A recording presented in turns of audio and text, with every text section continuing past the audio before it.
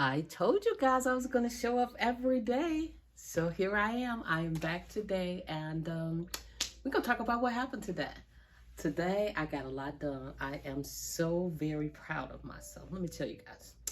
You know, if you're old school like me, you know that they say at the end of the year, you're supposed to get your house in order. You know, if you did Christmas decorations, you're supposed to have all the Christmas decorations. Now, just a whole lot of stuff that you're supposed to do.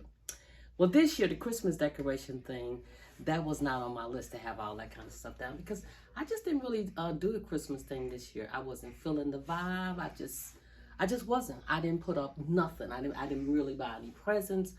I didn't even really show up for my grandchildren this year in the way that I normally would.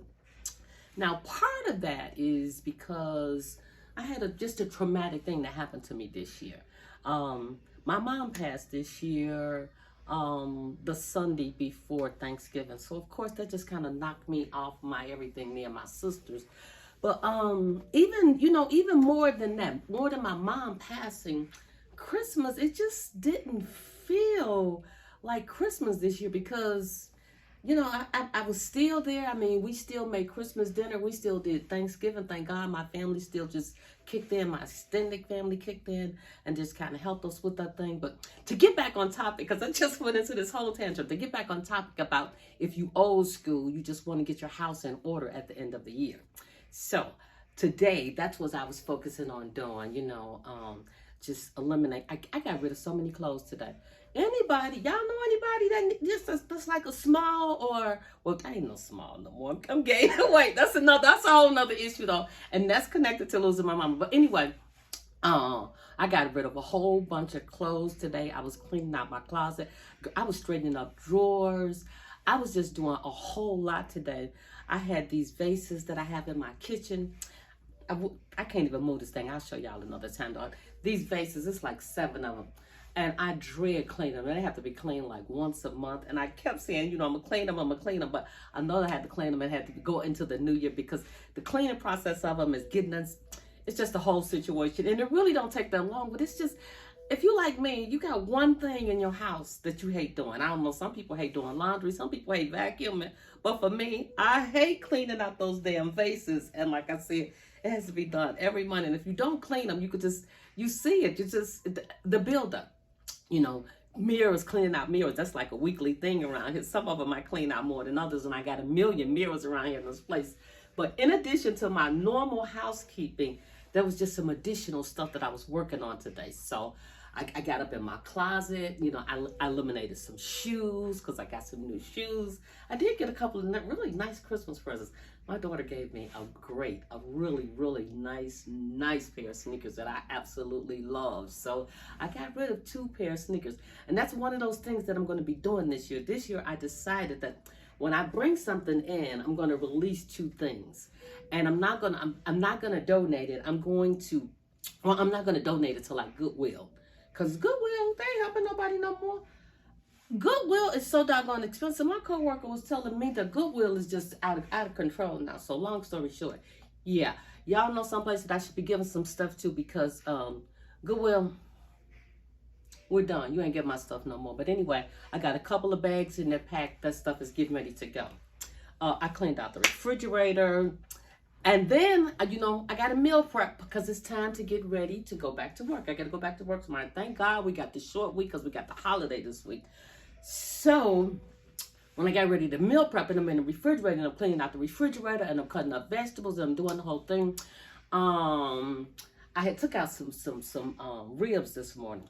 Baby, oh my God, those ribs came out so good. I did, yeah. Chef's kisses. Me, and I'm the chef. I did my thing. And wait a minute. I made them in the air fryer. Let me tell you.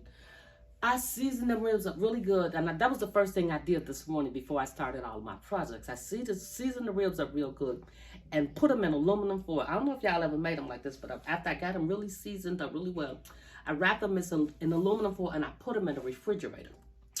Well, anyway, when I decided to cook them after I got in the kitchen, I took them out and I let them sit for like 2 hours at room temperature in the aluminum foil. And then what I did was I had one of those drawer type air fryers. Love my air fryer. But I opened the air fryer and I put them in and I put them on 350 for an hour and a half. That's what it was. It was an hour and a half on 350 wrap. Baby, when I say they came out and they was tender, but not like fall off the bone kind of tender. They was just tender and perfect because they still had consistency. So they were still attached to the bone, but baby, they was so good. And I made some coleslaw and some homemade pico de gallo. Baby, again, like I said, chef's kisses. I had some candy yams up in there, and I should have made the yams, and I'm a little lazy, but I might cut those yams up and make the yams later on, because you know what? Them little tangy ribs and the little coleslaw, but if I had little sweet yams up in the... I just love myself. I love my cooking, you know. Because I be doing it up in here. I be taking care of myself. But wait a minute. I had to go to the store, and when I go to the store, I basically buy stuff that's on sale. Y'all tell me, what is y'all doing with these food prices? Now, I'm low-key a foodie, but not like a bougie kind of foodie. I'm the kind of foodie that's just kind of want to eat good, healthy, and clean. That's kind of the way I eat. Every now and then, you know, I throw a little something in, but 80% of the time, I eat clean and I eat healthy, because that's something else I'm going to tell y'all about. I lost 80 pounds I think 7 years ago. Like 7 years ago, I lost 80 pounds on the keto diet. Yeah, I used to be a really hefty girl.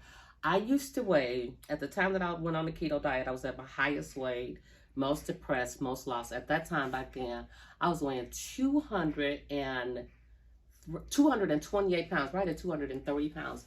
Wait a minute, keep in mind, I'm only 5'3", so it looked crazy on me. But that's a whole nother story that we'll talk about that a whole nother day. So I did the meal prep thing, and I pretty much try to, you know, cook at home unless I'm going out for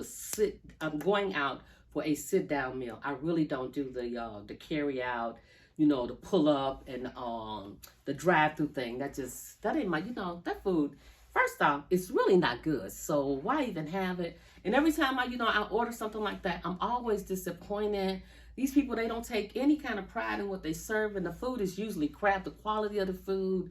But every now and then when I'm at work, every now and then I just want to pack a lunch, and I'll just be like, I'm going to run out. Even places that I used to really love, the food is just not tasting the same. Like Chipotle. That was a place that I could always count on. I could go to Chipotle, and I would always be happy with what I got. But, and then, like I said, I'm kind of snobbish, and my food choices, they kind of switch around a lot too, because right now I'm on this thing where I'll eat chicken, but I don't really mess with chicken the way I used to, and that's just simply because chicken just don't be chicken for me no more. Chicken used to be like delicious, but I found that I think they put something in the chicken, y'all. I don't know, maybe it's just me, but I was eating chicken at one point, probably about 3 days out of the week. What I would do is I would get one of those grocery store chickens. You get it on the deli, right? The chicken in the bag, you know, the full chicken, and maybe I would make it one day with some broccoli. I might shred it up. I might make chicken sandwiches, but I would do 2 or 3 different things. That was an economical way for me to have lunches at work. But I found that when I was eating all that chicken, y'all, I started to blow up.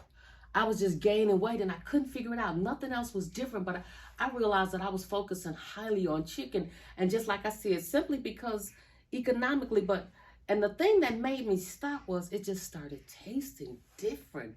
The consistency of it, when I would be eating it, it would just be like, what is up with this chicken? This chicken just really ain't chickening for me. It's just really not doing it for me no more. And as I began to see that, I just kind of pulled back on it. And when I pulled back on it, I discovered haphazardly, because like I said, this wasn't my reason for pulling back, but I discovered that the struggles that, you know, the scale, as it was starting to inch up, the scale started doing what it's supposed to do again. So I was like, oh, so I done pulled back on the chicken.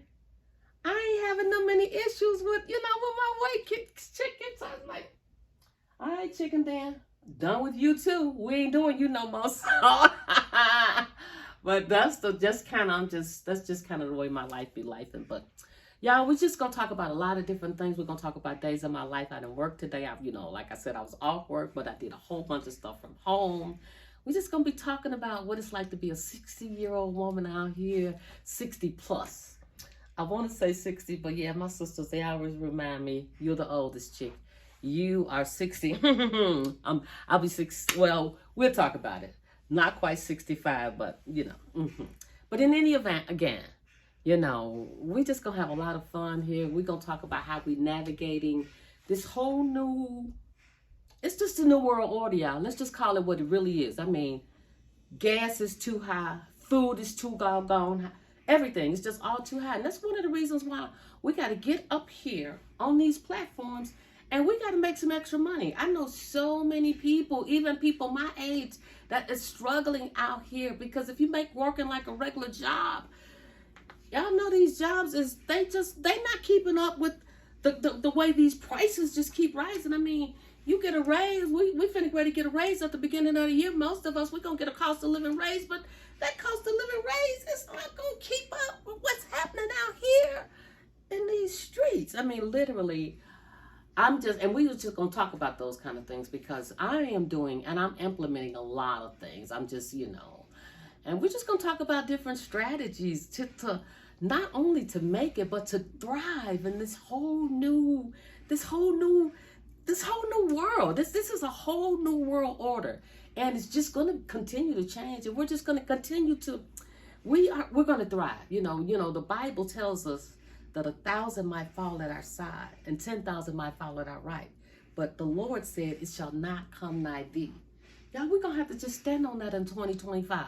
You know, ain't nobody gonna come and save us, so we gotta save ourselves. We're gonna help each other. I'm gonna help you. You're gonna help me, and that's just the way we're gonna make it out here. We are going to make it because we always made it.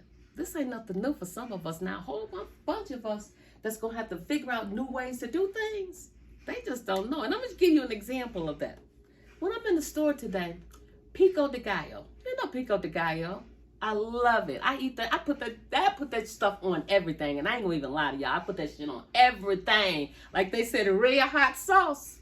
I don't do the red hot sauce. I do the pico de gallo.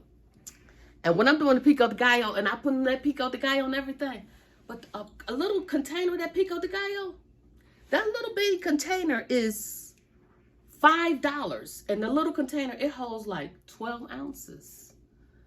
I can eat 12 ounces of that stuff in 2 days. You know what I did today? This is just one of the little ways that I'm going to share with you guys that we can save. Pico de gallo only consists of red onions or white onions, but I like red onions because I'm peppery and I'm fiery. So I put red onions, tomatoes, cilantro, and jalapeno peppers. Chop them up. The peppers, the red onions were $1.99 a pound. The jalapeno peppers were $1.99. Long story short, I spent $3. And I just went and I made, I take that back. It was closer to like $4 for all the ingredients. I had an onion in here already, but I did have to buy the tomatoes, the cilantro, and the jalapeno peppers. For $4, I got 2 pounds of pico de gallo. Much fresher, much tastier, much better. These are the kind of things that we're going to have to do in 2025. It may take a little bit longer, but guess what? It's better. It's healthier for you, and you're going to save money doing this kind of stuff. So y'all, I'm going to help you guys. You're going to help me. And like I said, we're not going to make it in 2025. We're going to thrive. We're going to be healthier. We're going to be stronger. We're going to have more money. We're going to do this thing. Y'all, just keep coming back. You know, if you liked anything that I said today, if it resonated with you and you want to grow on YouTube, you want to, you know, come along on this journey with me, please subscribe to my channel. We're going to be doing some exciting things, okay?